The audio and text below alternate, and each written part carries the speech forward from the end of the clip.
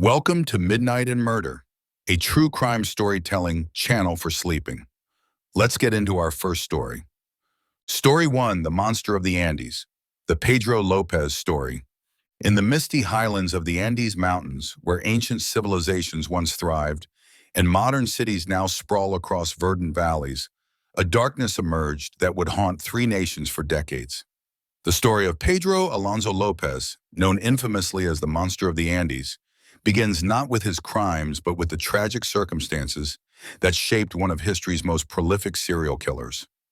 Born on October 8, 1948 in the small town of Tolima, Colombia, Pedro Lopez entered a world already marked by violence and instability.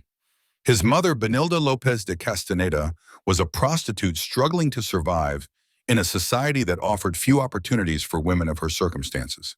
His father abandoned the family when Pedro was still an infant, leaving behind a woman and 13 children to fend for themselves in poverty. The Lopez household was a place of chaos and neglect, where survival took precedence over nurturing, and where young Pedro learned early that the world was a hostile place that showed little mercy to the vulnerable. When Pedro was 8 years old, his mother caught him engaging in sexual activity with his younger sister. In a fit of rage and desperation, she threw him out of the house, casting him onto the streets of Colombia to survive as best he could. This moment would prove to be the catalyst that transformed a troubled child into a monster. Alone and defenseless, Pedro wandered the streets, begging for food and sleeping wherever he could find shelter. The world of street children in 1950s Colombia was brutal and unforgiving, a place where violence was commonplace and where the strong preyed upon the weak without consequence. During his early years on the streets, Pedro encountered a man who offered him food and shelter. Desperate and hungry, the young boy accepted the stranger's kindness, only to discover that it came with a terrible price. The man sexually abused Pedro repeatedly, introducing him to a world of violence and exploitation that would forever alter his understanding of human relationships. When Pedro finally escaped from his captor, he carried with him not only the trauma of his abuse, but also a twisted understanding of power dynamics that would later manifest in his own criminal behavior. He learned to view violence as a means of control, and he began to see others not as fellow human beings deserving of compassion, but as potential victims or threats. As Pedro grew older, he became increasingly antisocial and violent. He formed brief alliances with other street children, but these relationships were marked by manipulation and aggression, rather than genuine connection. He learned to steal and con his way through life, developing a cunning intelligence that allowed him to survive in an environment where many children had simply disappeared or died from disease, violence, or neglect. By his teenage years, Pedro had committed his first murder, killing a man who had attempted to rape him. Rather than feeling remorse for taking a life, Pedro experienced a sense of power and satisfaction that would drive him to kill again and again. In 1969, at the age of 21, Pedro Lopez was arrested for car theft and sentenced to prison. His time behind bars proved to be another formative experience that would further shape his criminal psychology. Prison in Colombia during the late 1960s was a violent and lawless place where inmates were left largely to govern themselves. Pedro quickly learned that survival required not just physical strength, but also psychological intimidation.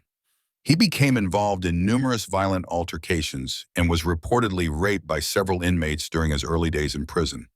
However, rather than becoming a permanent victim, Pedro turned his rage outward, systematically hunting down and killing the men who had assaulted him. According to his later confessions, he murdered at least 3 fellow inmates during his 7-year incarceration, establishing a pattern of retaliatory violence that would characterize his later crimes. Prison also provided Pedro with time to develop his criminal methodology. He studied the weaknesses of others, learned to manipulate conversations to his advantage, and began to formulate the techniques he would later use to lure victims to their deaths. When he was released from prison in 1978, Pedro Lopez was no longer the scared street child who had been thrown out of his mother's house 30 years earlier. He was now a calculating predator with a deep hatred for humanity and a particular obsession with young girls who reminded him of his own lost innocence. Upon his release, Pedro began wandering across South America, moving from Colombia into Ecuador and Peru. He had developed a specific victim profile during his years of planning and fantasy. He targeted young girls between the ages of 8 and 12, preferring those from indigenous communities who were less likely to be missed by authorities or whose disappearances would receive less attention from law enforcement. Pedro's choice of victims was not random, but reflected his own psychological needs and practical considerations. Young girls represented the innocence he felt had been stolen from him, and by destroying that innocence in others, he could temporarily satisfy his rage while simultaneously exercising the ultimate form of control. His targeting of indigenous children also reflected the deep racial and social inequalities that existed throughout the Andean region, where the disappearance of poor, dark-skinned children generated far less concern from authorities than similar crimes against children from wealthier white families. Pedro exploited these societal blind spots with calculated precision, understanding that he could operate with relative impunity as long as he chose his victims from the most marginalized communities. Pedro's modus operandi was deceptively simple, yet terrifyingly effective. He would approach young girls in marketplaces, near schools, or in rural areas, presenting himself as a friendly stranger who needed help finding a lost pet or wanted to give them a small gift. His years on the street had taught him how to read people quickly and identify those who were most vulnerable to his manipulations. He particularly targeted children who appeared lonely, neglected, or eager for adult attention. Once he had gained a child's trust, Pedro would lead them to a secluded location where he would rape and strangle them with his bare hands. He claimed in later interviews that he preferred strangulation because it allowed him to watch the life drain from his victim's eyes, giving him a sense of absolute power over another human being. After killing his victims, Pedro would typically dispose of their bodies in remote areas, often returning to the same general locations repeatedly.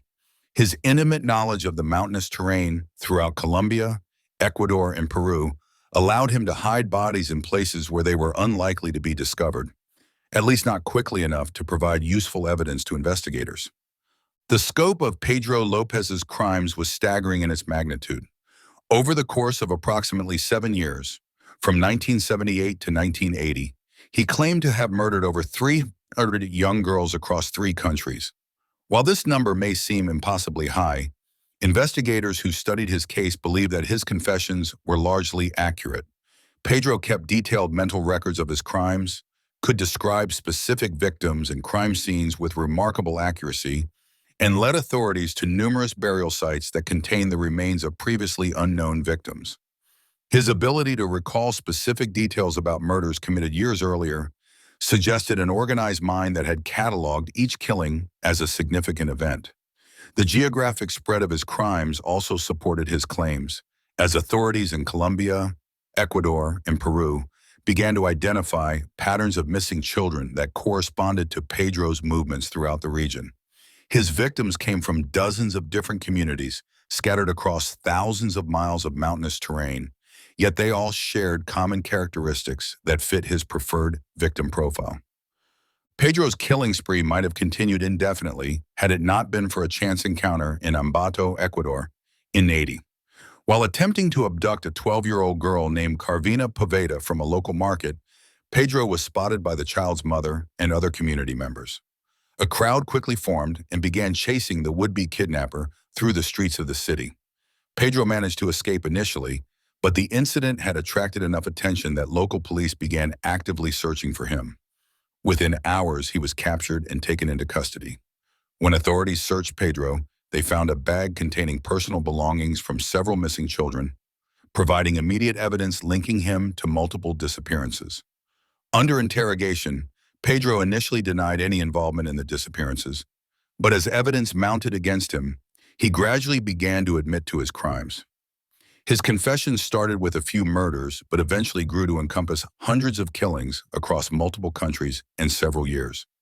What made his confessions particularly chilling was not just their scope, but also the matter-of-fact manner in which he described the murders, showing no apparent remorse or emotional distress, while recounting the details of how he had tortured and killed young children. The investigation into Pedro Lopez's crimes revealed the shocking extent to which he had operated undetected for years. Authorities discovered that many of his victims had never been reported missing, either because their families were too poor to pursue investigations or because they lived in remote areas where police presence was minimal. In some cases, entire families had been forced to migrate for economic reasons, leaving behind no one to notice when children disappeared. Pedro had exploited these social and economic vulnerabilities with ruthless efficiency, understanding that the marginalized communities he targeted had little recourse when their children vanished. The investigation also revealed significant failures in communication and coordination between law enforcement agencies in different countries and regions. While individual police departments had noticed increases in missing children reports, no one had connected these disappearances into a pattern that might have led to Pedro's earlier capture. The lack of centralized databases or effective interagency communication meant that Pedro could move freely from one jurisdiction to another, starting fresh each time without worrying that his previous crimes would catch up with him. As Pedro continued to confess to murders throughout 1980 and 1981, authorities began the grim task of locating and recovering his victims' remains. Pedro proved surprisingly cooperative in this process, leading investigators to burial sites scattered throughout Ecuador and providing detailed directions to locations where he had hidden bodies. In many cases, his descriptions of crime scenes and victim characteristics matched perfectly with unsolved missing persons cases that had languished in police files for years. The recovery operations were emotionally devastating for everyone involved, as investigators uncovered the remains of dozens of children whose lives had been cut short by Pedro's violence. Many of the victims were found with personal belongings still intact, small toys or pieces of jewelry that provided heartbreaking reminders of the individual lives that had been lost. For the families of identified victims, the discovery of remains provided some measure of closure, but it also reopened wounds that had never fully healed. Some parents had spent years hoping their missing children might still be alive somewhere. The confirmation of their deaths destroyed those hopes while simultaneously providing answers to questions that had tormented them.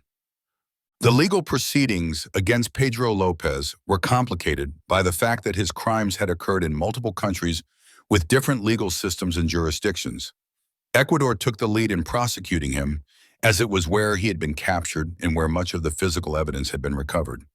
In 1983, Pedro was convicted of murdering 110 girls in Ecuador and sentenced to life in prison, which under Ecuadorian law at the time meant a maximum of 16 years of incarceration. This relatively lenient sentence shocked many observers who felt that the magnitude of Pedro's crimes warranted more severe punishment. However, Ecuador did not have the death penalty, and its legal system was not equipped to handle a case of such unprecedented scope and complexity. Authorities in Colombia and Peru also sought to prosecute Pedro for crimes committed in their territories, but the logistics of extradition and the challenges of building cases based on crimes that had occurred years earlier in remote locations made these prosecutions difficult to pursue. Many of Pedro's victims in Colombia and Peru were never identified, as their remains were never found or were discovered too late to preserve useful evidence. During his time in prison, Pedro Lopez became the subject of intense psychological study. Researchers and criminologists were fascinated by his case, both because of the unprecedented number of victims he had claimed and because of his apparent willingness to discuss his crimes in detail. Pedro seemed to enjoy the attention his case generated, often granting interviews to journalists and researchers who wanted to understand the mind of a serial killer. In these conversations, he displayed a disturbing combination of intelligence and complete lack of empathy. He could describe his crimes with clinical precision while showing no emotional response to the suffering he had caused. When asked about his victims, Pedro often spoke about them as objects rather than people, referring to their physical characteristics or the circumstances of their deaths rather than acknowledging them as individual human beings with families who loved and missed them. His psychological evaluations revealed a man who had completely dehumanized his victims and who viewed murder not as a moral transgression, but simply as a means of satisfying his own psychological needs. Pedro's time in prison was marked by good behavior and apparent cooperation with authorities. He participated in work programs, avoided conflicts with other inmates, and continued to provide information about his crimes when requested by investigators. This model prisoner behavior led some observers to believe that he might have been rehabilitated or at least rendered harmless by his incarceration. However, Others argued that Pedro's cooperation was simply another form of manipulation, a calculated strategy to improve his treatment within the prison system and potentially secure an earlier release. His psychological evaluations remained consistent over time, showing no evidence of genuine remorse or fundamental changes in his antisocial personality traits. Mental health professionals who worked with him noted that while he could intellectually understand that his actions were wrong and had caused suffering, he showed no emotional connection to this understanding. He remained fundamentally unable to empathize with his victims or their families, viewing their pain as irrelevant to his own experiences and needs. In 1990, after serving only 11 years of his sentence, Pedro Lopez was released from prison in Ecuador. His early release was the result of a combination of factors, including prison overcrowding, his good behavior while incarcerated, and changes in Ecuadorian sentencing laws that reduced the maximum prison term for various crimes. The decision to release him was controversial and generated significant public outcry, particularly from victims' families and advocacy groups who argued that someone responsible for hundreds of murders should never be freed. However, the legal system had few options for keeping Pedro incarcerated beyond his maximum sentence, as Ecuador's constitution prohibited indefinite detention without new charges. Upon his release, Pedro was immediately deported to Colombia, where authorities briefly detained him in connection with outstanding warrants related to murders committed there in the 1970s. However, these charges were eventually dropped due to lack of evidence and the passage of time, and Pedro was released into Colombian society as a free man. Pedro's whereabouts after his release from Colombian custody in 1998 became a matter of international concern and speculation. Some reports suggested that he had been killed by vigilantes who recognized him and decided to take justice into their own hands. Others claimed that he had assumed a new identity and was living quietly somewhere in South America, possibly continuing to commit crimes under a different name. Law enforcement agencies throughout the region were put on alert for any crimes that matched Pedro's previous patterns, but no definitive connections were ever established. The uncertainty surrounding Pedro's fate added another layer of tragedy to his story, as families of his victims were left wondering whether the man who had destroyed their lives was still alive and potentially still dangerous. The lack of a clear resolution to Pedro's story also highlighted the challenges that law enforcement agencies face when dealing with international criminals who can move freely across borders and exploit differences in legal systems to avoid long-term consequences for their actions. The case of Pedro Lopez had profound implications for criminal justice systems throughout South America. His ability to operate undetected for years while committing hundreds of murders exposed serious weaknesses in law enforcement coordination and information sharing between different agencies and countries. In response to his case and others like it, many South American nations began developing better systems for tracking missing persons, sharing information about suspected criminals, and coordinating investigations across jurisdictional boundaries. The case also highlighted the vulnerability of marginalized communities, particularly indigenous populations, whose children were disproportionately targeted by Pedro because their disappearances were less likely to generate intensive police investigations. This recognition led to some improvements in how missing persons cases involving indigenous children were handled, though significant disparities in law enforcement attention and resources continue to exist throughout the region. The psychological impact of Pedro Lopez's crimes extended far beyond his immediate victims to encompass entire communities throughout the Andean region. Parents became more protective of their children, particularly young girls, and many communities developed informal warning systems to alert residents about suspicious strangers. The fear generated by Pedro's crimes persisted long after his capture, as parents worried that other predators might be operating in their areas using similar methods. This heightened anxiety had particularly severe effects in indigenous communities, where cultural practices of allowing children significant freedom to move about their villages were curtailed out of concern for their safety. The social fabric of many communities was permanently altered by the knowledge that someone had been able to prey upon their children for years without detection, creating a lasting legacy of fear and suspicion that continues to influence how these communities interact with outsiders. From a criminological perspective, Pedro Lopez's case provided valuable insights into the psychology and methodology of serial killers. particularly those who operate across international boundaries. His victim selection criteria, his ability to manipulate potential victims, and his techniques for avoiding detection were studied extensively by law enforcement professionals and academics seeking to understand how to prevent similar crimes in the future. Pedro's case also contributed to the development of better psychological profiles for serial killers, as his background and behavioral patterns helped researchers identify common characteristics that might be used to identify other potential perpetrators before they could claim multiple victims. The international scope of his crimes also provided important lessons about the need for better communication and coordination between law enforcement agencies in different countries, leading to improvements in information sharing protocols and joint investigation procedures. The media coverage of Pedro Lopez's case was extensive, but often problematic, with many outlets focusing more on sensational details of his crimes than on the systematic failures that had allowed him to operate undetected for so long. Some coverage bordered on exploitation, with journalists treating Pedro's story as entertainment rather than examining the serious social and institutional issues his case revealed. This sensationalized coverage was particularly harmful to the families of his victims, who found themselves subjected to unwanted attention and forced to relive their trauma whenever Pedro's case appeared in the news.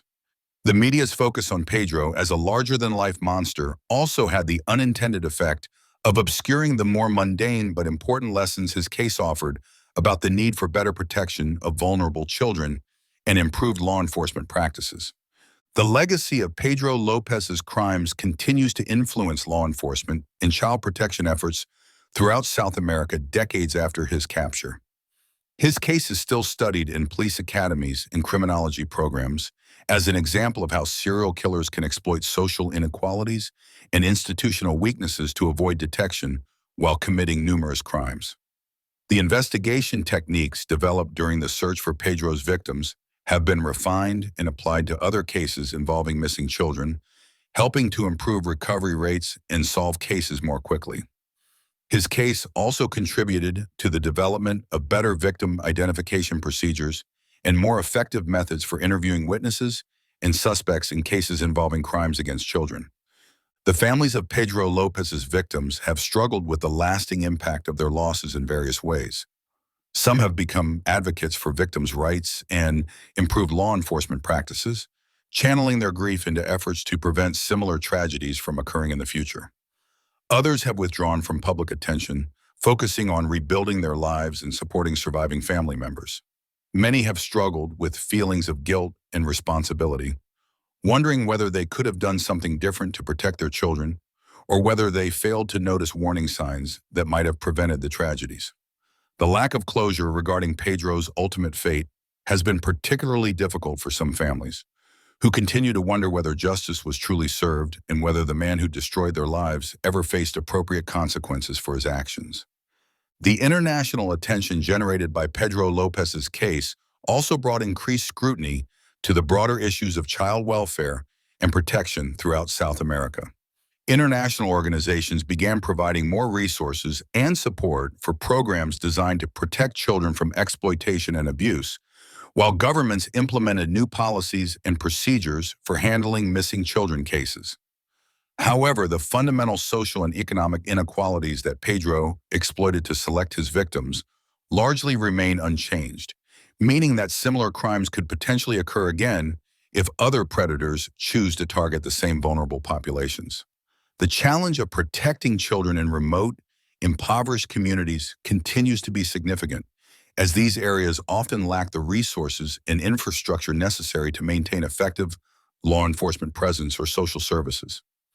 Educational institutions throughout the region also incorporated lessons from Pedro Lopez's case into their curricula, teaching children about personal safety and the importance of being cautious around strangers, while also training teachers and other adults to recognize potential signs of abuse or exploitation.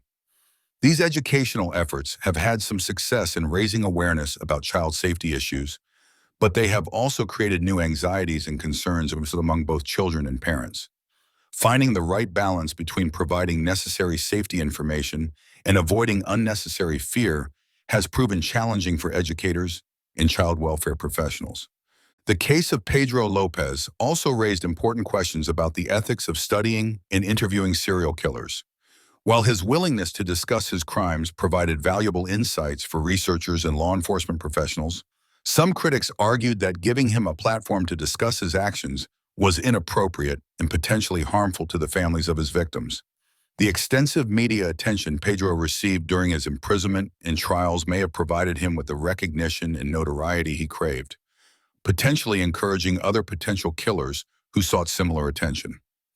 This ethical dilemma continues to influence how law enforcement agencies and researchers approach cases involving serial killers, with many now being more cautious about providing platforms for perpetrators to discuss their crimes. As the years have passed since Pedro Lopez's disappearance from public view, his case has taken on an almost mythical quality in popular culture throughout South America. He has become a boogeyman figure invoked to frighten children into good behavior, while also serving as a symbol of the dangers that can emerge from social neglect and institutional failure. Documentaries, books, and television programs have examined his case from various angles, often focusing more on the sensational aspects of his crimes than on the systemic issues they revealed.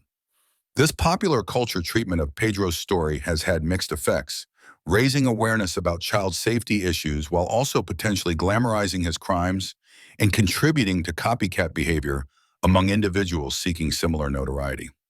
The uncertainty surrounding Pedro Lopez's current status continues to generate speculation and occasional false sightings throughout South America. Law enforcement agencies periodically receive reports of suspected Pedro Lopez appearances, leading to investigations that ultimately prove fruitless. These false alarms reflect the lasting fear and fascination his case continues to generate, as well as the desire for closure among those affected by his crimes. The possibility that he might still be alive and potentially active continues to influence law enforcement priorities and resource allocation in some areas, even though no definitive evidence of new crimes matching his pattern has been identified.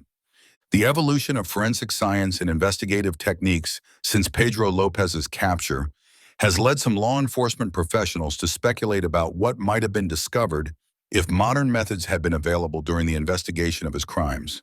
DNA analysis, improved databases for tracking missing persons, and better communication technologies might have allowed investigators to identify patterns in his crimes much earlier and potentially prevent many of the murders he committed. This hindsight has influenced current training programs for law enforcement officers, emphasizing the importance of looking for connections between seemingly unrelated cases and maintaining detailed records that can be analyzed for patterns over time. International cooperation in law enforcement has improved significantly since Pedro Lopez's case, with better information sharing agreements and more effective procedures for coordinating investigations across national boundaries. These improvements have made it more difficult for criminals to exploit jurisdictional gaps and differences in legal systems to avoid detection and prosecution. However, the fundamental challenges of investigating crimes in remote areas with limited resources and infrastructure remain significant, particularly in regions where indigenous and other marginalized communities continue to face discrimination and neglect from official institutions. The psychological research conducted on Pedro Lopez during his imprisonment contributed to the development of better risk assessment tools and treatment programs for individuals with antisocial personality disorders and potential for violence. While Pedro himself showed no signs of rehabilitation or genuine remorse, the insights gained from studying his case have been applied to the treatment of other offenders with similar psychological profiles. These applications have had mixed results, with some individuals showing improvement through intensive intervention programs, while others, like Pedro, appear to be fundamentally incapable of developing empathy or genuine remorse for their actions. The story of Pedro Lopez serves as a stark reminder of the capacity for human evil and the importance of vigilance in protecting society's most vulnerable members. His crimes were not the result of a single moment of madness or a temporary loss of control, but rather the product of years of careful planning and systematic exploitation of social inequalities and institutional weaknesses. The hundreds of young lives he destroyed represent not just individual tragedies, but also a collective failure of society to protect those who needed protection most.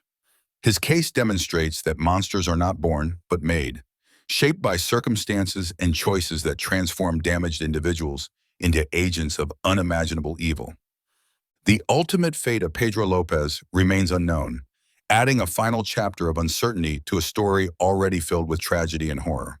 Whether he died shortly after his release, as some reports suggest, or whether he managed to disappear into anonymity and potentially continue his crimes under a different identity, may never be definitively determined. This uncertainty serves as a haunting reminder that justice is not always achieved and that some questions may never be answered. For the families of his victims, for the communities he terrorized, and for society as a whole, the case of Pedro Lopez continues to serve as both a warning about the dangers that can emerge from social neglect and institutional failure, and a call to action to do better in protecting the innocent and vulnerable from those who would do them harm. The monster of the Andes may have disappeared from public view, but the lessons his crimes taught about human nature, social responsibility, and the importance of justice continue to resonate across the mountainous regions where he once hunted, serving as an eternal reminder of both the darkest depths of human evil and the ongoing need for vigilance in the face of such darkness. Story 2. The Original Bluebeard. The Gilles de Rais story. In the misty Loire Valley of 15th century France, where ancient castles stood sentinel over rolling hills and medieval life continued much as it had for centuries, there lived a man whose name would become synonymous with unspeakable evil. Gilles de Montmorency Laval, Baron de Rais, was born around 1404 into one of the most powerful and wealthy noble families in all of France. His birth occurred during a time of great upheaval as the Hundred Years' War raged between France and England, bringing chaos and uncertainty to the land. The de Rais family possessed vast estates throughout Brittany and Anjou, controlling hundreds of thousands of acres and dozens of castles, making them among the richest nobles in the kingdom. Young Gilles was heir to this immense fortune, destined from birth to wield enormous power and influence in a world where noble blood meant everything and common people were little more than property to be used and discarded at will. His childhood was spent in the imposing stone walls of family castles, surrounded by luxury and privilege that few could imagine, yet also isolated from the normal human connections that might have shaped him into a different kind of man. The medieval world into which Gilles was born was one of stark contrasts, where magnificent cathedrals rose beside squalid peasant hovels, where knights proclaimed chivalric ideals while routinely committing acts of brutal violence, and where the church preached salvation while amassing vast temporal power through methods that often contradicted its spiritual teachings. The early years of Gilles de Rais were marked by tragedy and loss that would profoundly shape his character and worldview. His father, Guy de Montmorency Laval, died when Gilles was still a young child, leaving him to be raised primarily by his grandfather, Jean de Craon, a man known for his ruthless ambition and complete lack of moral scruples.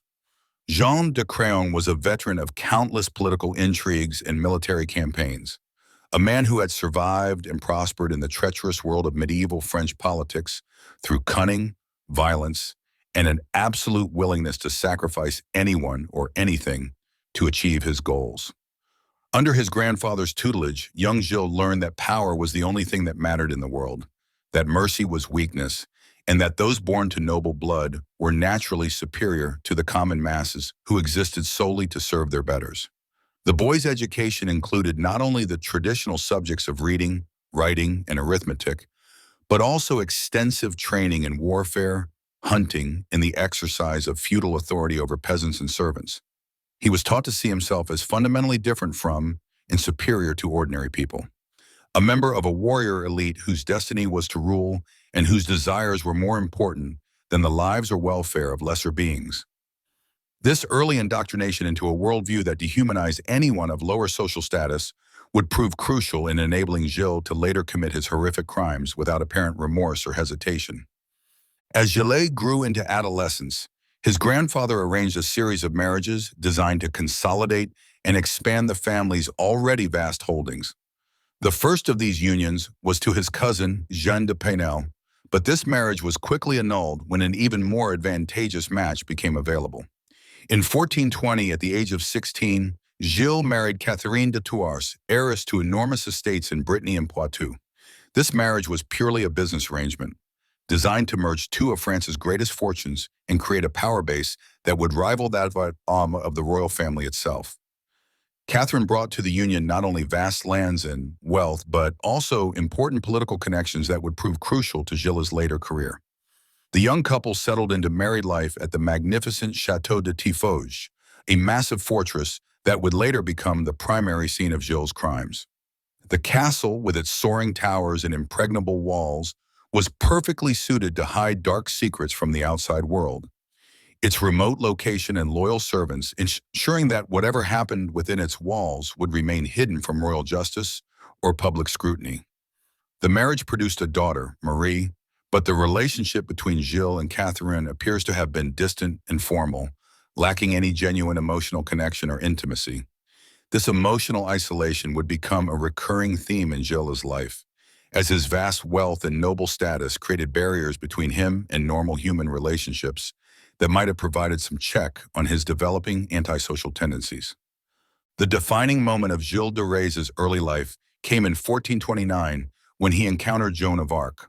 The peasant girl who claimed divine visions had commanded her to drive the English from French soil and see the Dauphin crowned as the rightful king of France. Joan's arrival at the French court caused a sensation, as her simple faith and passionate conviction stood in stark contrast to the cynicism and self-interest that characterized most of the nobility. Gilles was immediately fascinated by this remarkable young woman, drawn perhaps by her absolute certainty in her divine mission and her apparent ability to inspire others to acts of heroism and self-sacrifice. He became one of Joan's most devoted supporters, using his vast wealth to equip and supply her armies, while serving as one of her chief military commanders. Together, they achieved a series of stunning victories against the English, most notably the lifting of the Siege of Orléans, which marked the beginning of the French revival that would eventually drive the invaders from French soil. For Gilles, these campaigns represented the pinnacle of his life, a time when he served a cause greater than himself and experienced something approaching genuine human connection through his loyalty to Joan. He fought with extraordinary courage and skill, earning a reputation as one of France's finest military commanders and receiving numerous honors and rewards for his service to the crown. The partnership between Gilles de Rais and Joan of Arc was one of the most remarkable alliances in medieval history, bringing together two individuals who could hardly have been more different in background and temperament. Joan, the simple peasant girl guided by mystical visions and unshakable faith, found in Gilles de Rais a powerful protector and supporter whose wealth and military skill were essential to her mission. Gilles, the cynical nobleman who had been raised to value only power and material advantage, discovered in Joan something he had never encountered before, a person of absolute moral purity whose motives were entirely selfless and whose commitment to her cause was total. This relationship may have represented the only time in Gilles' life when he experienced genuine love and devotion for another human being, though whether these feelings were romantic, spiritual, or simply the fascination of a corrupt soul encountering true goodness remains unclear. What is certain is that Joan's influence on Gilles was profound and positive, inspiring him to acts of genuine heroism and self-sacrifice that seemed completely at odds with his upbringing and natural inclinations. Under her influence, he began to show signs of developing a moral conscience and a sense of responsibility for the welfare of others, traits that had been entirely absent from his character during his youth under his grandfather's guidance.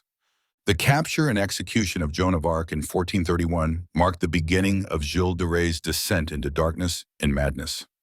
Joan was betrayed by Burgundian allies of the English and sold to her enemies, who subjected her to a lengthy show trial designed to discredit her claims of divine inspiration and justify her execution as a heretic and witch. Throughout her captivity and trial, Gilles made desperate attempts to secure her release, offering enormous ransoms and even planning military expeditions to rescue her from prison. However, all of these efforts failed, and on May 30th, 1431, Joan was burned at the stake in the marketplace of Rouen, while Gilles was forced to watch helplessly from afar. The loss of Joan devastated Gilles in ways that went far beyond simple grief or disappointment. She had represented everything good and pure in his world, the one person who had inspired him to rise above his selfish nature and serve something greater than himself. With her death, the light went out of his life, leaving behind only darkness and a growing obsession with the occult and forbidden knowledge. Joan's execution also shattered any remaining faith Gilles might have had in divine justice or the ultimate triumph of good over evil. If God could allow someone as pure and devoted as Joan to suffer such a horrible fate, then perhaps God was either powerless to protect the innocent or simply did not exist at all. This crisis of faith opened the door to Gilles' later involvement with black magic and demon worship, as he desperately sought some alternative source of power and meaning to fill the void left by Joan's death. Following Joan's execution, Gilles withdrew from public life and retreated to his estates, where he began to indulge in increasingly extravagant and bizarre behavior. His grief and rage manifested themselves in wild spending sprees and elaborate theatrical productions that served no purpose other than to distract him from his pain and emptiness. He commissioned expensive illuminated manuscripts, built elaborate chapels within his castles, and maintained a personal choir of young boys whose angelic voices reminded him of the heavenly visions Joan had described. These musical performances became increasingly important to Gilles, as he seemed to believe that beautiful music might somehow bridge the gap between the earthly and spiritual realms and allow him to communicate with Joan's spirit. The boys in his choir were recruited from peasant families throughout his domains, their parents flattered and intimidated into allowing their sons to serve in the Baron's household. Initially, these arrangements appeared to be legitimate, as Gilles paid generous wages to the families and the boys received excellent musical training, along with fine clothes and abundant food. However, as time passed, disturbing rumors began to circulate about what actually happened to these children once they entered Gilles' service. Some boys who had been expected to return home after a period of service simply vanished without explanation, while others who did return seemed traumatized and reluctant to speak about their experiences at the castle. The transformation of Gilles de Rais from war hero to monster was gradual but inexorable, driven by his inability to cope with Joan's death and his growing fascination with the dark arts. Seeking some way to either bring Joan back from the dead or at least communicate with her spirit, Gilles began studying alchemy and necromancy, subjects that were officially forbidden by the church but widely practiced in secret by nobles and scholars throughout medieval Europe. He assembled an extensive library of occult texts and began experimenting with various magical rituals and incantations, convinced that sufficient knowledge and power could overcome even death itself. His studies led him into contact with a succession of charlatans and genuine practitioners of black magic, including a notorious sorcerer named Francesco Prelati, who claimed to be able to summon demons and communicate with the spirits of the dead.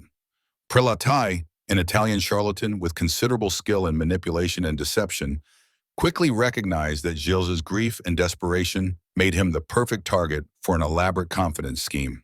He convinced the Baron that demonic powers could indeed restore Joan to life, but only if Gilles was willing to pay the terrible price that such magic demanded.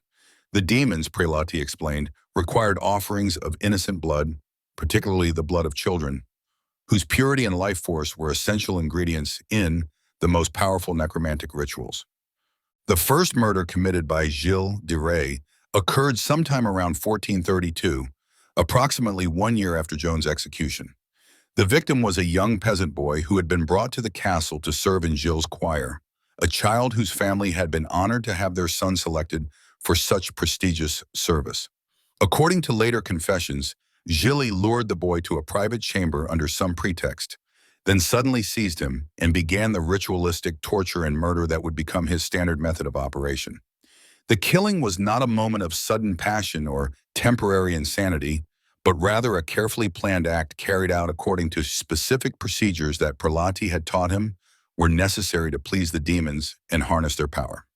Gilles claimed that he experienced an overwhelming sense of power and satisfaction during the murder, as if the act of taking innocent life had somehow connected him to supernatural forces beyond normal human comprehension. The child's body was carefully disposed of, burned to ash in the castle's furnaces, and the remains scattered in remote locations where they would never be discovered. This first murder established the pattern that Gilles would follow for the next 8 years, as he systematically lured children to his castles, subjected them to torture and sexual abuse, then killed them in ritualistic fashion while believing that their deaths would somehow grant him magical power or knowledge. The methodology employed by Gilles de Rais in selecting and acquiring his victims revealed a calculated intelligence that made his crimes all the more horrifying. He understood that the disappearance of too many children from any single area would eventually attract unwanted attention, so he carefully spread his predations across his vast estates, taking only one or two children from each village or district over the course of several months or years. His victims were typically boys between the ages of 6 and 16, chosen for their physical beauty and their family's poverty or social isolation. Parents who were struggling to feed their children were easily convinced to allow their sons to serve in the baron's household, especially when offered generous compensation and the promise that their boys would receive excellent care and education.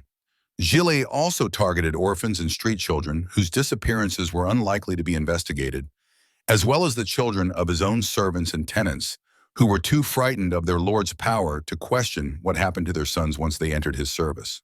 The baron's reputation as a war hero and his enormous wealth and political influence served as perfect camouflage for his crimes, as few people were willing to believe that such a distinguished nobleman could be capable of the atrocities that were actually occurring within his castle walls. The physical layout of Gilles' castles was ideally suited to concealing his crimes from discovery. The massive stone fortresses contained numerous secret chambers and hidden passages that had been built for defensive purposes during times of war, but now served as perfect locations for torture and murder. The thick walls ensured that screams could not be heard beyond the immediate vicinity, while the loyal servants who had served the family for generations could be trusted to remain silent about anything they might witness or suspect. Gilles maintained separate quarters within his castles, where he conducted his occult experiments and committed his murders, areas that were strictly off-limits to all but his most trusted accomplices. These chambers were equipped with altars for demonic rituals, torture devices for extracting maximum suffering from his victims, and furnaces for disposing of bodies and other evidence. The Baron also maintained detailed records of his crimes, documenting not only the identities of his victims, but also the specific procedures he had followed in torturing and killing them, as if he were conducting scientific experiments rather than committing murder.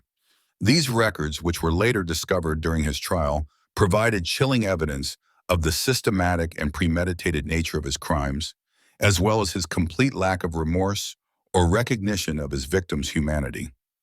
As the years passed and the number of Gilles' victims continued to mount, the Baron's behavior became increasingly erratic and disturbing, even to those who served him loyally and had previously turned a blind eye to his activities. His obsession with the occult grew more pronounced, and he began to believe that he was receiving direct communications from demonic entities who were guiding his actions and promising him ever greater power and knowledge in exchange for continued sacrifices. He commissioned elaborate rituals involving multiple victims, convinced that larger offerings would produce more dramatic results in his quest to contact Joan's spirit or achieve some form of supernatural transcendence. His spending on these activities became so extravagant that even his vast fortune began to show signs of strain as he purchased expensive magical implements, hired additional sorcerers and alchemists, and maintained increasingly elaborate facilities for conducting his rituals. The financial pressure created by these expenditures eventually forced Gilles to begin selling off parts of his estate, a process that brought him into conflict with his family members and attracted unwanted attention from royal officials who were responsible for overseeing major property transactions involving the nobility. The beginning of the end for Gilles de Rais came in 1440 when he became embroiled in a dispute with the church over his seizure of a castle belonging to the Abbey of Saint-Étienne de Mermorte. Gilles had occupied the castle by force, claiming ancient family rights to the property, but the church viewed this as an act of sacrilege and theft that could not be tolerated. The dispute escalated when Gilles physically assaulted a priest who had come to negotiate the return of the property, an act that provided church authorities with the legal justification they needed to launch a formal investigation into his activities. The church's inquiry was initially focused on charges of heresy and sacrilege related to his occult practices. But as investigators began questioning servants and examining the Baron's castles, evidence of his far more serious crimes began to emerge. Witnesses came forward with testimony about missing children, strange sounds and smells emanating from forbidden areas of the castles, and suspicious activities involving the disposal of what appeared to be human remains. The investigation quickly expanded beyond its original scope as the full extent of Gilles' crimes became apparent to the shocked authorities. The trial of Gilles de Rais began in September 1440 and immediately became one of the most sensational legal proceedings in medieval French history. The charges against him included heresy, sodomy, and the murder of numerous children, crimes that carried the death penalty under both civil and canon law. The evidence presented against Gilles was overwhelming and horrifying, including detailed testimony from his accomplices, who had been granted immunity in exchange for their cooperation, physical evidence recovered from his castles, and eventually his own detailed confessions to the crimes. The trial records, which have survived to the present day, provide a chilling account of systematic child murder and torture that shocked even the hardened legal officials of the 15th century. Witness after witness testified about children who had disappeared after being taken to serve in Gilles' household, about strange rituals and ceremonies conducted in secret chambers, and about the Baron's increasingly bizarre behavior and obsession with death and the supernatural. The prosecution was able to document at least 40 specific victims, though the actual number was likely much higher, as many of the bodies had been completely destroyed and some families had been too frightened to report their children's disappearances. Initially, Gilles de Rais maintained his innocence and attempted to use his noble status and political connections to avoid prosecution. He argued that the church lacked jurisdiction over him as a member of the high nobility, and that the charges against him were motivated by jealousy and political considerations rather than genuine evidence of wrongdoing. His lawyers presented elaborate legal arguments designed to delay or derail the proceedings, while Gilles himself maintained an attitude of arrogant defiance that seemed to confirm his guilt in the minds of many observers. However, as the evidence against him continued to mount, and it became clear that his political allies were unwilling to risk their own reputations by supporting him, Gilles' defiance began to crumble. The testimony of his accomplices, particularly Francesco Prelati and his personal servants, provided detailed accounts of his crimes that left little room for doubt about his guilt. Under increasing pressure and perhaps recognizing that his situation was hopeless, Gilles finally broke down and began to confess to his crimes in graphic detail, describing not only what he had done, but also his motivations and the psychological satisfaction he had derived from torturing and killing innocent children. The confessions of Gilles de Rais were remarkable for their completeness and the apparent absence of any attempt to minimize his guilt or shift blame to others. He provided detailed accounts of dozens of murders, describing his methods, his victims, and his emotional responses to the crimes with a clinical precision that horrified everyone present in the courtroom. He admitted to having derived sexual pleasure from torturing children, to having committed acts of necrophilia with their corpses, and to having used their blood and body parts in occult rituals designed to summon demons and communicate with the dead.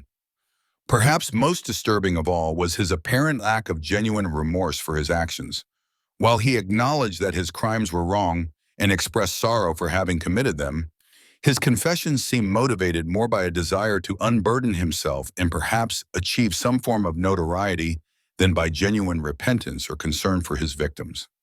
He described his crimes as if they were scientific experiments or artistic endeavors, focusing on technical details and his own experiences rather than acknowledging the suffering he had caused or the lives he had destroyed. The public reaction to Gilles de Rais' trial and confessions was one of shock, horror, and disbelief that such crimes could have been committed by someone of his social standing and previous reputation. The revelation that a war hero who had fought alongside Joan of Arc could be capable of such monstrous acts challenged fundamental assumptions about nobility, heroism, and human nature that were central to medieval society's understanding of itself. Common people struggled to comprehend how someone who had been blessed with every advantage of birth, wealth, and position could have chosen to use these gifts for such evil purposes, While the nobility worried about the damage that Gilles' crimes might do to their collective reputation and social standing, the church seized upon the case as evidence of the dangers posed by occult practices and used it to justify increased persecution of anyone suspected of dabbling in magic or heretical beliefs. The trial also provided ammunition for social critics who argued that the feudal system gave too mumuch unchecked power to the nobility, and that stronger mechanisms were needed to hold the elite accountable for their actions. On October 26, 1440, Gilles de Herès was found guilty on all charges and sentenced to death by hanging and burning. The sentence was carried out immediately, with thousands of spectators gathering to witness the execution of one of France's most notorious criminals. In his final moments, Gilles appeared to show genuine remorse for his crimes, delivering a speech in which he warned others against following the path of sin and debauchery that had led to his downfall. He specifically urged parents to carefully supervise their children and young people to avoid the temptations that had corrupted him, though whether this final display of repentance was genuine or simply a calculated attempt to improve his reputation in history remains unclear. His body was partially burned before being removed from the flames and buried in consecrated ground, a privilege granted in recognition of his apparent final repentance and his previous service to France during the war against the English. The execution of Gilles de Rais marked the end of one of the most horrific criminal careers in medieval history, but the impact of his crimes continued to reverberate throughout French society for generations to come. The case of Gilles de Rais had profound implications for medieval French society and legal systems, establishing important precedents for how crimes committed by members of the nobility would be prosecuted and punished. His trial demonstrated that even the highest-ranking nobles were not above the law when their crimes were sufficiently heinous and well-documented, though it also revealed the extent to which social status and political connections could delay or complicate legal proceedings. The cooperation between civil and church authorities in prosecuting Gilles helped to establish protocols for handling complex cases that involve both temporal and spiritual crimes, while the extensive documentation of the trial created valuable legal precedents that would influence future prosecutions. The case also highlighted the vulnerability of children, particularly those from poor families, to exploitation and abuse by powerful individuals, leading to some improvements in legal protections for minors and increased awareness of the need for oversight of relationships between nobles and their dependents. The psychological aspects of Gilles de Rais' crimes have fascinated scholars and researchers for centuries, as his case provides one of the earliest well-documented examples of serial killing and child abuse by someone of high social status. His transformation from war hero to monster has been analyzed from numerous perspectives, with some researchers focusing on the trauma caused by Joan of Arc's death as the trigger for his criminal behavior, while others emphasize the role of his privileged upbringing and lack of moral constraints in enabling his crimes. The systematic nature of his murders and his apparent lack of empathy for his victims have led some modern analysts to classify him as a psychopath, though such diagnoses must be made cautiously given the limited psychological understanding available in medieval times. His detailed confessions provide unique insights into the mind of a serial killer, revealing both the rational planning that went into his crimes and the delusional thinking that allowed him to justify his actions to himself. The influence of Gilles de Rais' story on literature and popular culture has been substantial and enduring, with his crimes serving as the inspiration for numerous works of fiction and folklore. The most famous of these is the tale of Bluebeard, which transforms Gilles into a mysterious nobleman who murders his wives rather than children, but preserves the essential elements of his story: the wealthy aristocrat, the locked room containing evidence of past crimes, and the ultimate discovery and punishment of the perpetrator. This sanitized version of Gilles' story allowed later generations to explore themes of power, corruption, and hidden evil while avoiding the most disturbing aspects of his actual crimes. The Bluebeard tale became a staple of European folklore and has been retold countless times in various forms, from fairy tales to operas to modern psychological thrillers, ensuring that some version of Gilles' story continues to influence popular culture even today. The historical legacy of Gilles de Rais extends beyond his crimes to encompass broader questions about power, accountability, and the nature of evil in human society.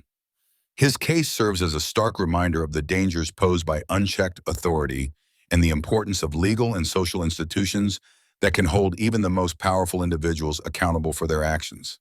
The systematic nature of his crimes and his ability to continue them for years without detection highlight the vulnerability of marginalized populations to exploitation and abuse by those in positions of power. His story also raises troubling questions about the relationship between privilege and moral responsibility, suggesting that those who are given the most advantages in life may also bear the greatest obligation to use their gifts for good rather than evil. The investigation and trial of Gilles de Rais also provided important lessons about the challenges of prosecuting powerful individuals for crimes against vulnerable victims. The reluctance of witnesses to come forward, the difficulty of gathering physical evidence, and the ability of the accused to use wealth and political influence to delay or obstruct legal proceedings are all problems that continue to plague similar cases today.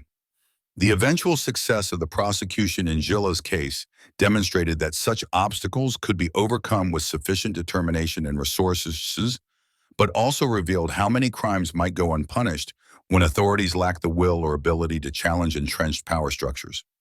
The cooperation between different legal jurisdictions and the careful documentation of evidence that characterized Gilles' trial established important precedents for handling complex criminal cases that remain relevant to modern legal practice. The religious and spiritual dimensions of Gilles de Rais' story have also generated extensive analysis and debate over the centuries. His apparent loss of faith following Joan of Arc's death and his subsequent turn to occult practices raise questions about the relationship between religious belief and moral behavior that continue to be relevant today. Some observers have interpreted his crimes as the inevitable result of abandoning Christian moral teachings, while others have argued that his actions revealed fundamental character flaws that were merely concealed rather than corrected by his earlier religious devotion. His association with Joan of Arc, one of the most revered figures in Christian history, adds another layer of complexity to his story as it demonstrates how proximity to sanctity does not necessarily guarantee moral transformation or protection from corruption. The economic aspects of Gilles de Rais' crimes also deserve attention, as his vast wealth was both a crucial enabler of his criminal activities and ultimately one of the factors that led to his downfall. His ability to purchase victims through seemingly legitimate employment arrangements, to maintain elaborate facilities for conducting his crimes, and to command the silence of potential witnesses through a combination of generosity and intimidation all depended on his enormous financial resources. At the same time, his extravagant spending on occult practices and his need to maintain increasingly elaborate criminal operations eventually strained even his vast fortune, forcing him to sell properties and engage in financial transactions that attracted unwanted attention from authorities. This pattern of criminal behavior, enabled and ultimately limited by financial considerations, provides insights into how wealth can both facilitate and constrain criminal activity. The impact of Gilles de Rais' crimes on his victims' families and communities was devastating and long-lasting, creating trauma and suspicion that persisted for generations. Parents throughout his domains lived in constant fear for their children's safety, while entire communities struggled with the knowledge that they had unknowingly harbored and even celebrated a monster in their midst. The revelation of his crimes shattered trust in traditional authority figures and institutions, leading to increased skepticism about the motives and character of the nobility and a greater awareness of the need for vigilance in protecting vulnerable community members. Many families never learned what had happened to their missing children, leaving them to struggle with uncertainty and grief that could never be properly resolved or mourned. The preservation and transmission of Gilles de Rais' story through historical records, legal documents, and popular culture have ensured that his crimes continue to serve as a cautionary tale about the dangers of unchecked power and the importance of protecting society's most vulnerable members. The detailed trial records that survive from his case provide modern researchers with unprecedented insights into medieval crime, legal procedure, and social attitudes, making his story valuable not only as a historical curiosity, but as a source of important information about life and society in 15th century France. The continued retelling of his story in various forms, from scholarly histories to popular fiction, demonstrates the enduring fascination with questions about human nature, moral responsibility, and the origins of evil that his case raises. The comparison between Gilles de Rais and other serial killers throughout history reveals both unique aspects of his case and common patterns that transcend historical periods and cultural contexts.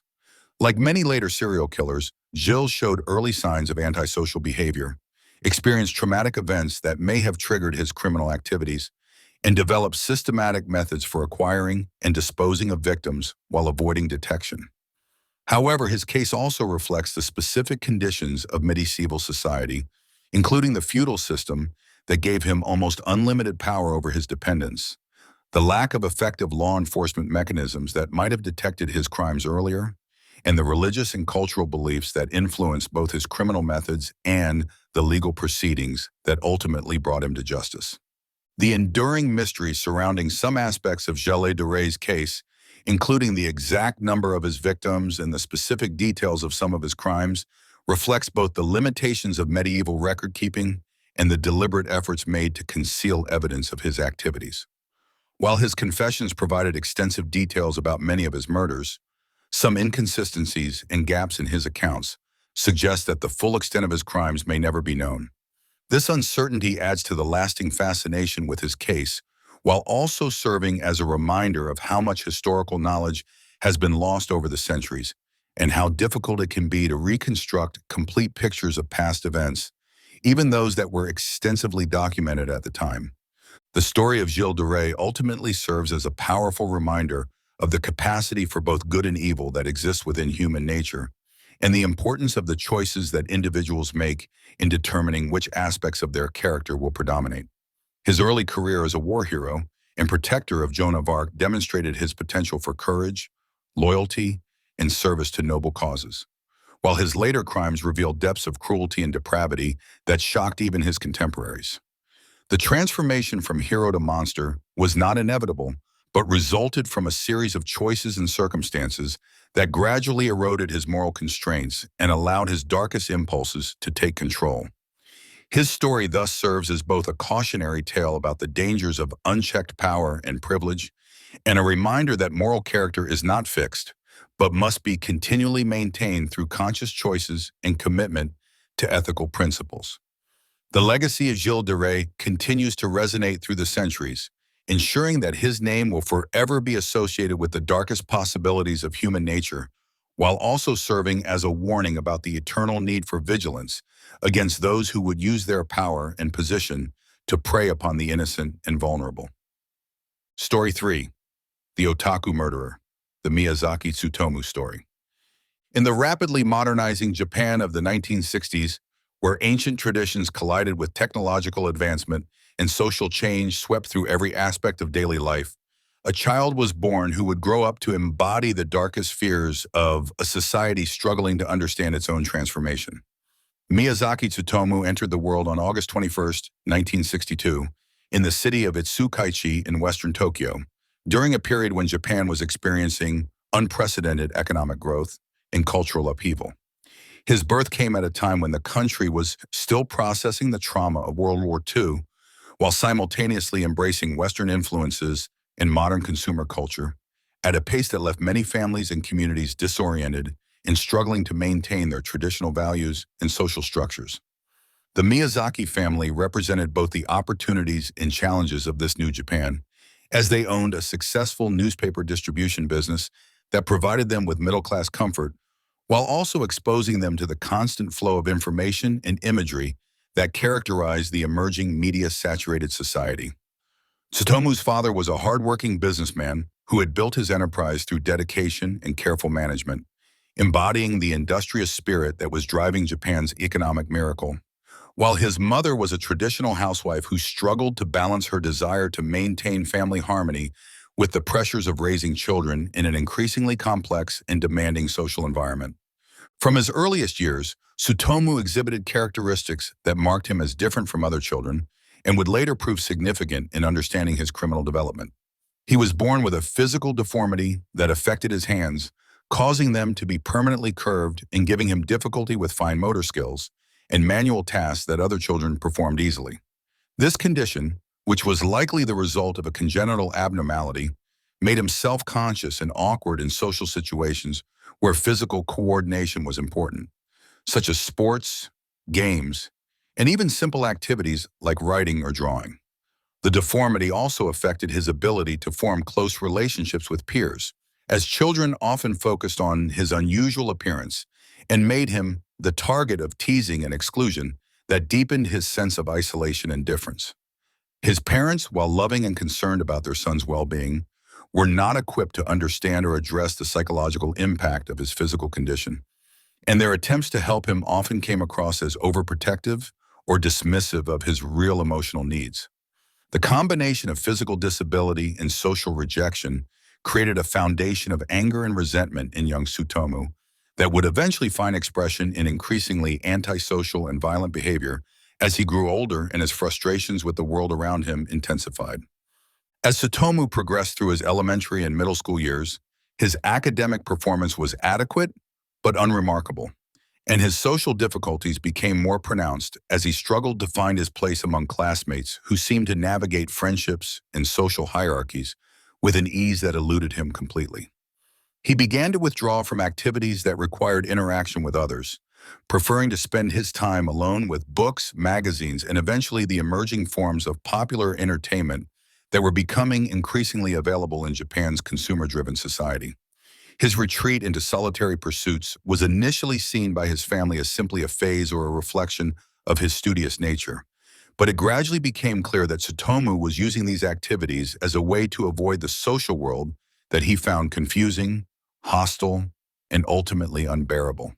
He developed an intense interest in manga and anime, forms of entertainment that provided him with escapist fantasies and alternative realities, where he could imagine himself as powerful, respected, and in control of his circumstances rather than the awkward, marginalized figure he felt himself to be in real life. These interests, which in moderate amounts might have been harmless hobbies, began to consume increasing amounts of his time and attention, eventually becoming the primary focus of his existence and the lens through which he interpreted and understood the world around him. The cultural context in which Tsutomu's interests developed was crucial to understanding how they eventually contributed to his criminal behavior. The 1970s and early 1980s in Japan saw the emergence of what would later be called otaku culture, a subculture centered around obsessive consumption of manga, anime, and related media that appealed particularly to socially isolated young men who felt alienated from mainstream Japanese society. This subculture provided a sense of community and identity for many participants, but it also created echo chambers where antisocial attitudes and disturbing fantasies could be reinforced and normalized through constant exposure to similar content and ideas. Tsutomu became deeply immersed in this world, spending vast amounts of money on manga, anime videos, and related merchandise, while developing increasingly specific and disturbing preferences for content involving young girls in sexualized or violent situations. His collection grew to enormous proportions, filling his room and eventually spreading throughout his family's home, creating a physical environment that reflected and reinforced his psychological isolation from normal social relationships and healthy forms of entertainment. The line between fantasy and reality began to blur for Tsutomu as he spent more and more time consuming media that depicted children as objects for adult gratification, rather than as human beings deserving of protection and respect. The transition from disturbing fantasies to actual criminal behavior was gradual but inevitable, as Tsutomu's consumption of increasingly extreme media content failed to provide him with the satisfaction and sense of control he craved. He began to engage in stalking and voyeuristic behavior, following young girls and taking photographs of them without their knowledge or consent, activities that provided him with a sense of power and possession over his targets, while also serving as source material for his private fantasies. These early criminal activities went undetected for months or possibly years, as Tsutomu was careful to choose victims who were unlikely to report his behavior and to conduct his stalking in ways that minimized his risk of being caught by parents, teachers, or law enforcement officials. His success in these activities increased his confidence and encouraged him to take greater risks and engage in more serious criminal behavior, as he discovered that the real world could provide experiences that were even more satisfying than the fictional scenarios he had been consuming through his media collection. The progression from voyeurism to more serious crimes reflected not only his increasing boldness, but also his growing need for more intense and immediate forms of gratification that his passive consumption of media could no longer provide. The first known serious crime committed by Miyazaki Tsutomu occurred on August 22, 1988, when he abducted 4-year-old Mari Kano as she was playing with a friend near her home in Saitama Prefecture. Mari was a typical preschooler, full of energy and curiosity about the world around her, with no understanding of the danger that strangers could represent or the evil that could lurk behind a seemingly ordinary appearance.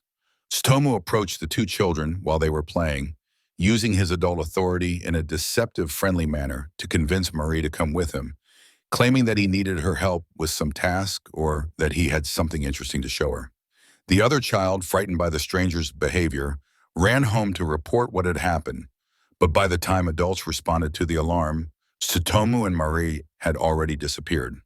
Tsutomu drove Mari to a remote mountain area where he sexually assaulted and murdered her, fulfilling fantasies that had been building in his mind for years through his consumption of disturbing media content and his previous stalking activities.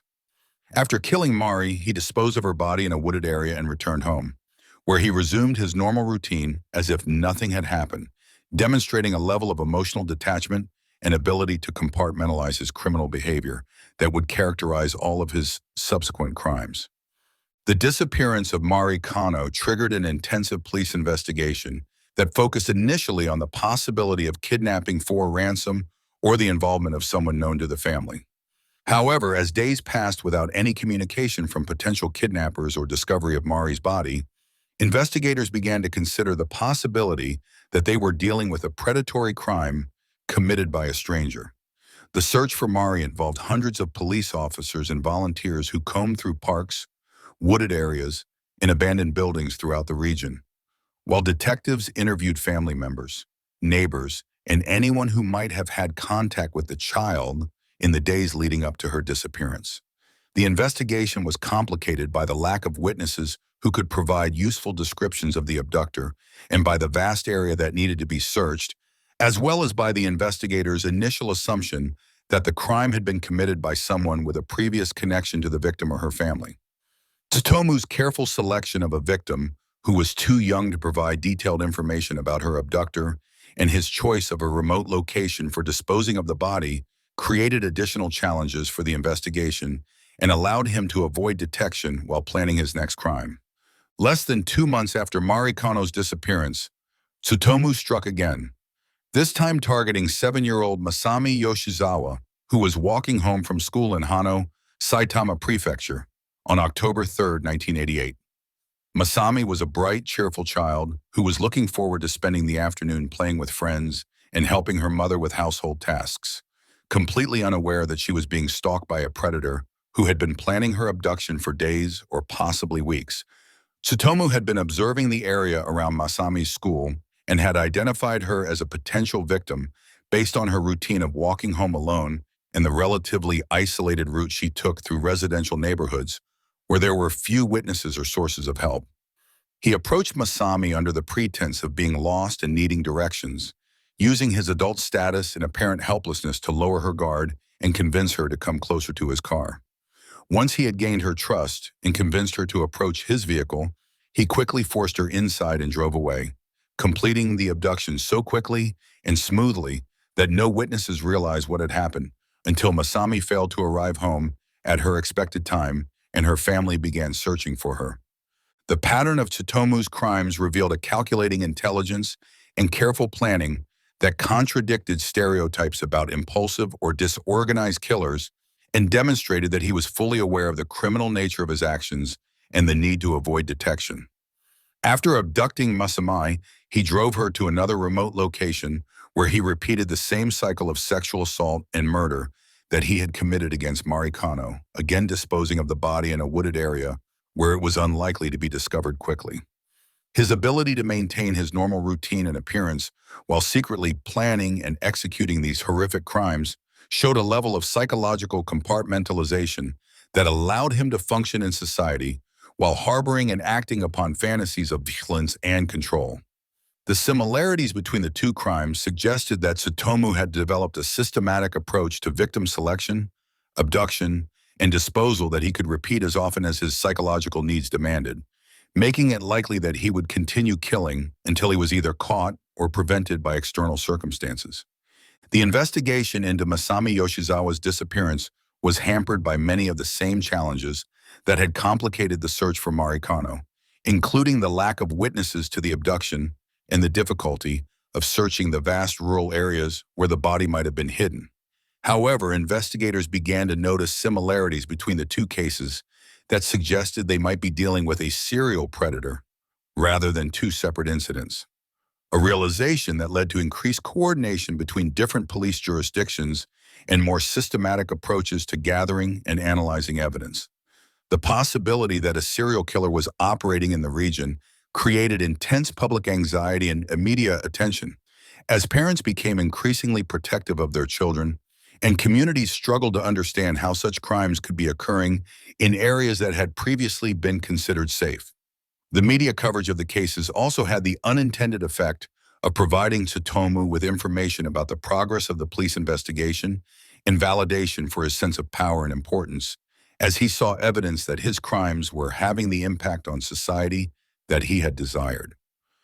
On December 12, 1988, Tsutomu committed his third known murder, abducting 4-year-old Erika Namba as she was playing near her home in Saitama Prefecture. Erika was a happy, outgoing child who loved playing outdoors and had no fear of strangers, characteristics that made her particularly vulnerable to Tsutomu's predatory tactics. As with his previous victims, Tsutomu had been observing Erika and planning her abduction for some time, studying her routines and identifying opportunities when she would be alone and vulnerable to his approach. He used the same deceptive tactics that had been successful in his previous crimes, presenting himself as a harmless adult who needed help or had something interesting to offer, then quickly overpowering and abducting Erika once he had gained her trust and isolated her from potential sources of help. The speed and efficiency with which he carried out the abduction demonstrated that he had refined his techniques through practice and was becoming increasingly confident in his ability to select and acquire victims without being detected or stopped. The murder of Erika Namba followed the same pattern as Tsutomu's previous crimes, involving sexual assault followed by killing and disposal of the body in a remote location.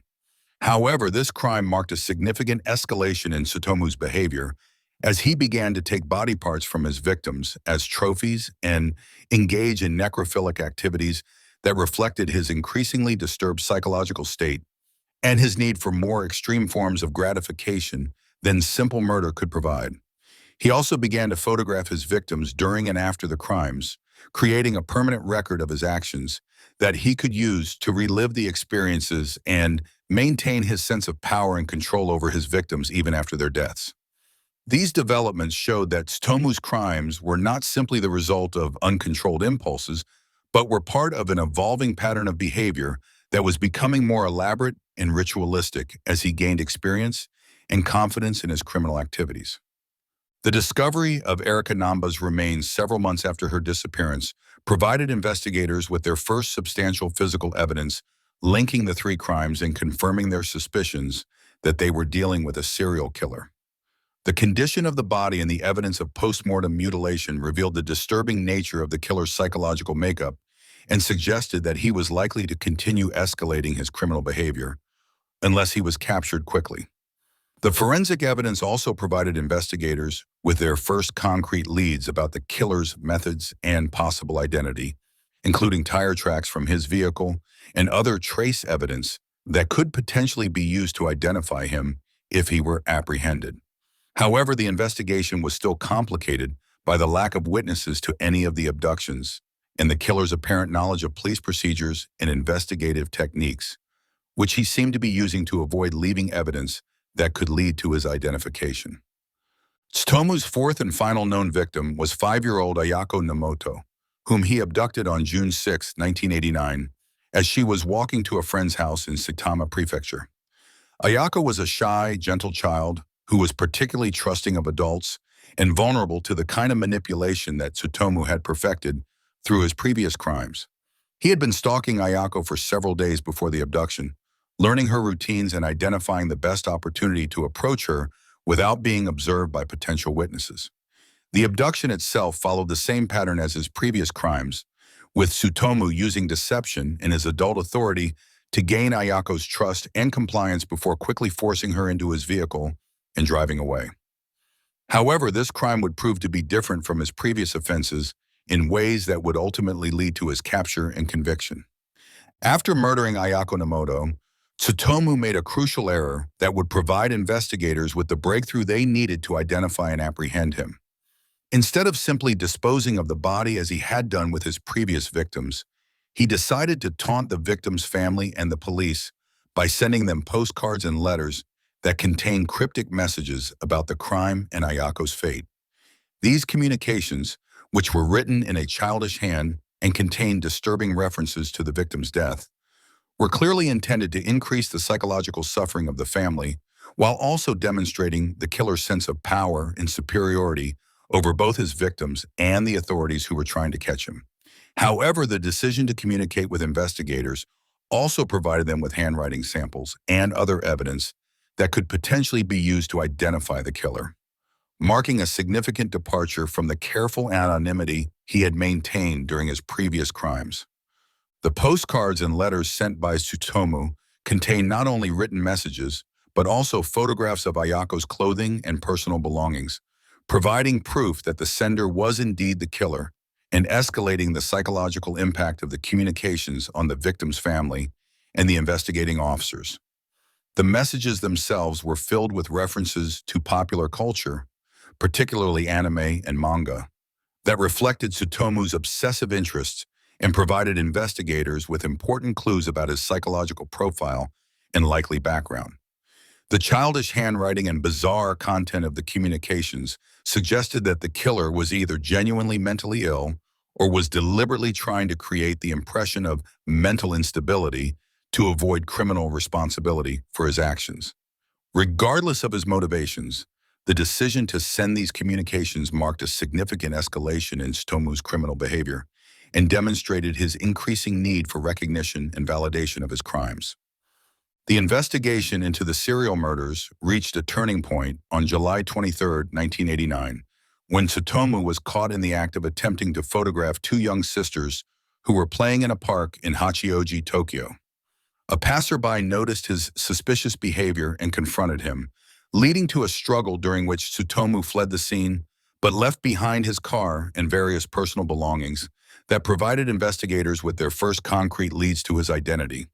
The abandoned vehicle contained a treasure trove of evidence, including cameras with film that showed images of his victims, pornographic materials involving children, and other items that clearly linked him to the serial murders that had terrorized the region for nearly a year. The discovery of this evidence allowed investigators to identify Tsutomu as their primary suspect and obtain warrants for his arrest and the search of his family home, where they expected to find additional evidence of his crimes. The search of the Miyazaki family home revealed the full extent of Tsutomu's disturbing interests and criminal activities, as investigators discovered thousands of videotapes, magazines, and other materials depicting violence against children and other disturbing content. His room was described as a shrine to his obsessions, with every available surface covered with materials related to his interest in anime, manga, and child pornography. The sheer volume of the collection was staggering, representing years of compulsive acquisition and consumption of materials that had clearly played a role in shaping his criminal fantasies and providing him with the psychological framework for his crimes. Investigators also found items belonging to his victims, photographs he had taken during the commission of his crimes, and other evidence that conclusively linked him to all four murders and confirmed the worst fears about the nature and scope of his criminal activities. The arrest of Miyazaki Tsutomu on July 23, 1989, marked the end of one of Japan's most disturbing serial murder cases and the beginning of a legal and cultural reckoning with the implications of his crimes for Japanese society. His capture brought relief to families and communities that had been living in fear for nearly a year, but it also raised troubling questions about the factors that had contributed to his criminal development and the adequacy of Japan's systems for identifying and treating individuals with dangerous psychological disorders. The evidence recovered from his home and vehicle provided overwhelming proof of his guilt in all four murders, but it also revealed the extent to which his crimes had been influenced by his consumption of violent and sexualized media content, raising questions about the role of popular culture in shaping criminal behavior and the responsibility of society to regulate access to potentially harmful materials. The trial of Miyazaki Tsutomu began in 1990 and became one of the most closely watched legal proceedings in modern Japanese history, as prosecutors sought to understand not only what he had done, but why he had done it and what his crimes revealed about broader social problems in contemporary Japan. The evidence presented during the trial painted a picture of a deeply disturbed individual who had become completely disconnected from normal human relationships and moral constraints, living instead in a fantasy world shaped by his obsessive consumption of disturbing media content. Expert witnesses testified about his psychological condition, with some arguing that he suffered from severe mental illness that had impaired his ability to distinguish between fantasy and reality, while others contended that he was fully aware of the criminal nature of his actions and had simply chosen to prioritize his own gratification over the lives and welfare of his victims. The defense strategy in Tsutomu's trial focused heavily on his mental state and the argument that his crimes were the result of psychological illness rather than deliberate criminal intent. His lawyers presented evidence of his social isolation, his obsessive interests, and his apparent inability to form normal relationships as mitigating factors that should be considered in determining his guilt and appropriate punishment. They also argued that his consumption of violent media content had distorted his perception of reality and impaired his ability to understand the consequences of his actions, making him less culpable for his crimes than someone who had committed similar acts with full awareness of their moral and legal implications. However, prosecutors countered that Tsutomu's careful planning of his crimes, his systematic disposal of evidence, and his ability to maintain a normal appearance while secretly committing murders demonstrated that he possessed sufficient mental capacity to understand the nature and consequences of his actions and to be held fully responsible for them. The cultural impact of Miyazaki Tsutomu's crimes extended far beyond the courtroom, as Japanese society struggled to understand how someone from a middle-class family with no apparent history of violence or abuse could have committed such horrific acts against innocent children. The revelation of his extensive collection of anime, manga, and related materials led to intense scrutiny of otaku culture and debates about the potential harmful effects of media content that depicted violence against children or other disturbing themes. Many critics argued that Tsutomu's crimes were evidence of the dangerous influence of popular culture that glorified violence and sexualized children, while defenders of these art forms contended that millions of people consume similar content without becoming criminals, and that Tsutomu's crimes were the result of individual psychological problems rather than cultural influences. The media coverage of Tsutomu's case was extensive and often sensationalized, with many outlets focusing on the most disturbing aspects of his crimes and his collection of media materials, rather than examining the broader social and psychological factors that might have contributed to his criminal development.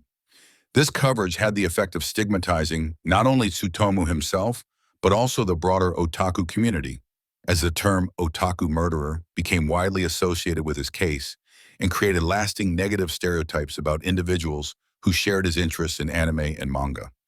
The intense media attention also had significant impacts on the families of his victims, who found themselves subjected to unwanted publicity and forced to relive their trauma through constant reminders of the crimes in newspapers, television programs, and other media outlets. The trial proceedings revealed the full extent of Tsutomu's crimes and the systematic nature of his criminal behavior, as prosecutors presented evidence showing that he had carefully planned each abduction, had taken steps to avoid detection, and had engaged in increasingly disturbing behavior with each successive victim. The testimony of forensic experts and psychological evaluators provided insights into his mental state and motivations, revealing a complex picture of someone who was simultaneously calculating and delusional, organized in his criminal activities, but completely disconnected from normal human empathy and moral reasoning. The evidence also showed that his crimes had escalated over time, both in terms of the violence inflicted on his victims and the risks he was willing to take to achieve his criminal objectives, suggesting that he would likely have continued killing indefinitely if he had not been caught. On April 14, 1997, after years of legal proceedings and appeals, Miyazaki Tsutomu was sentenced to death for his crimes, a decision that reflected both the severity of his offenses and the court's determination that he posed an ongoing danger to society that could not be adequately addressed through imprisonment or treatment. The death sentence was controversial, with some observers arguing that his apparent mental illness should have been considered as a mitigating factor, while others contended that the horrific nature of his crimes and the suffering he had inflicted on his victims and their families justified the ultimate punishment. The lengthy legal process had provided extensive documentation of his crimes and psychological condition, creating a detailed record that would be studied by criminologists, psychologists, and law enforcement professionals for decades to come as they sought to understand and prevent similar crimes in the future. The impact of Tsutomu's crimes on Japanese society continued long after his conviction and sentencing, as the case became a reference point for discussions about child safety, media regulation, and the identification and treatment of individuals with dangerous psychological disorders. The term Miyazaki incident entered the Japanese vocabulary as shorthand for the most extreme forms of criminal behavior associated with social isolation and media obsession, while otaku became a stigmatized term that many people avoided using to describe their interests in anime and manga. The case also led to increased awareness of the vulnerability of children to predatory behavior and prompted changes in parenting practices, school policies, and community safety programs designed to better protect young people from similar crimes. The psychological analysis of Tsutomu's case provided valuable insights into the development of serial killing behavior and the factors that can contribute to the transformation of disturbed fantasies into criminal actions. Researchers identified several key elements in his background and behavior that were consistent with patterns observed in other serial killers, including social isolation, obsessive interests, a history of voyeuristic behavior, and the progressive escalation of criminal activities over time. However, his case also revealed unique aspects related to the cultural context in which his crimes occurred and the specific types of media content that had influenced his fantasies and criminal planning. These insights contributed to the development of better risk assessment tools and intervention strategies for identifying and treating individuals who might be at risk of committing similar crimes. The long-term effects of Tsutomu's crimes on the families of his victims were profound and lasting, as parents and siblings struggled to cope with the sudden loss of their children and the knowledge of the suffering they had endured before their deaths. The families also had to deal with the ongoing trauma of the legal proceedings, media attention, and public discussion of the crimes, which kept their losses in the public consciousness and made it difficult for them to grieve privately and begin the process of healing.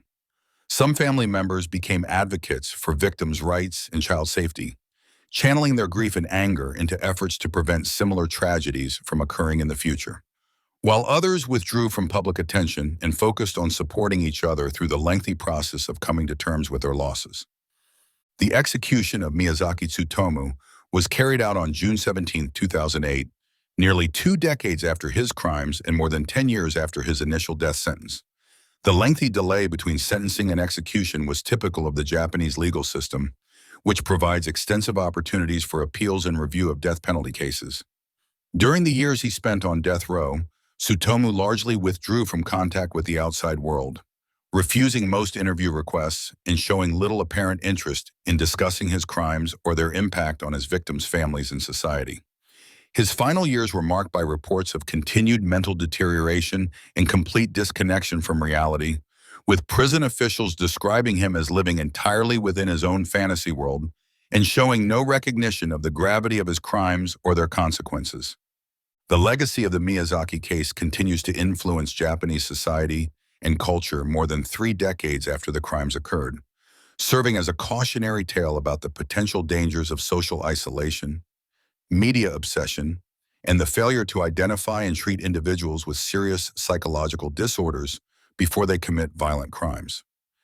The case is still studied in criminology and psychology programs as an example of how multiple risk factors can combine to create extremely dangerous individuals, while also serving as a reminder of the importance of community vigilance and support systems for identifying and helping troubled individuals before they become threats to public safety. The stigma associated with otaku culture has gradually diminished over time, as society has come to recognize that the vast majority of people who enjoy anime and manga are harmless enthusiasts rather than potential criminals. But the case remains a reference point for discussions about media influence and the responsibility of creators and consumers of popular culture. The investigative techniques and forensic methods used in the Miyazaki case also contributed to advances in Japanese law enforcement capabilities, as investigators learned valuable lessons about the importance of interjurisdictional cooperation, the value of psychological profiling, and the need for specialized training in handling crimes involving children and sexual violence. The case helped establish protocols for managing serial murder investigations and provided insights into the behavioral patterns and investigative approaches that could be used to identify and apprehend similar offenders in the future. These lessons proved valuable in subsequent cases and contributed to improvements in the overall effectiveness of Japanese law enforcement in dealing with complex criminal investigations. The broader social implications of Tsutomu's crimes extended beyond immediate concerns about child safety and media influence to encompass fundamental questions about the nature of evil, the responsibility of society to protect its most vulnerable members, and the adequacy of existing systems for identifying and treating individuals with dangerous psychological disorders.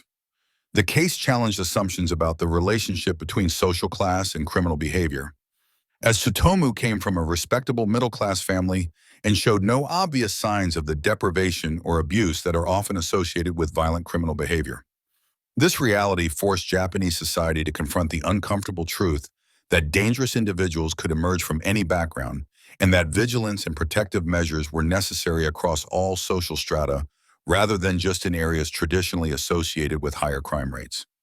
The international attention generated by Tsutomu's case also contributed to global discussions about the factors that contribute to serial killing behavior and the most effective approaches to prevention and investigation of such crimes. Criminologists and law enforcement professionals from other countries studied the case for insights that could be applied to their own contexts, while media researchers examined the role that popular culture might play in shaping criminal fantasies and behavior. The case became part of the international literature on serial killing and helped inform comparative studies of how different cultures and legal systems respond to extreme criminal behavior, contributing to a broader understanding of the global patterns and local variations in both criminal behavior and societal responses to it. The story of Miyazaki Tsutomu serves as a stark reminder of the capacity for ordinary-seeming individuals to harbor and act upon the darkest impulses of human nature, while also highlighting the crucial importance of community awareness, family involvement, and professional intervention in identifying and addressing the warning signs that may precede such extreme criminal behavior. His transformation from a shy, isolated child with physical disabilities into one of Japan's most notorious serial killers illustrates how personal trauma, social rejection, and unhealthy obsessions can combine to create individuals who pose extreme dangers to society, particularly to its most vulnerable members. The case continues to resonate and is both a tragic example of lives lost to senseless violence and a valuable source of insights for preventing similar tragedies in the future, serving as an eternal reminder that the protection of children requires constant vigilance and the commitment of entire communities to creating environments where troubled individuals can receive help before they become threats to others. And so we close another chapter in the shadows of true crime. If you're still listening, thank you for joining me on this journey into the darkness. The story of the giggling granny reminds us that truth can be stranger and more unsettling than fiction, hidden behind the most innocent of faces. Rest easy, knowing that justice was served and that these stories from the past help us better understand the complexities of human nature. Sweet dreams, and remember, even in the darkest tales, there's always a light that eventually exposes the truth. Until next time, sleep well.